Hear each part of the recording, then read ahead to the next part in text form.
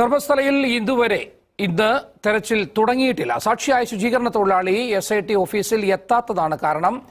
ಇನ್ನು ಧರ್ಮಸ್ಥಳದಲ್ಲಿ ಸೌಜನ್ಯಗಳ ಪರವಾಗಿ ನ್ಯಾಯ ಕೇಳ್ತಾ ಕೆಲಸ ಮಾಡ್ತಿರೋ ಪತ್ರಕರ್ತರ ಮೇಲೆ ಹಲ್ಲೆ ಮಾಡಿರೋದು ಖಂಡನಾರ್ಹ.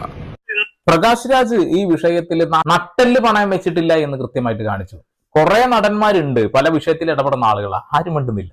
പ്രകാശ് രാജ് ഇങ്ങനെയുള്ള ഘട്ടങ്ങളിലെല്ലാം സംസാരിക്കാറുണ്ട്. സൗജന്യയുടെ മരണം മാത്രമല്ല, ഒരുപാട് ആളുകളുടെ മരണം അവിടെ സംഭവിച്ചിട്ടുണ്ട്.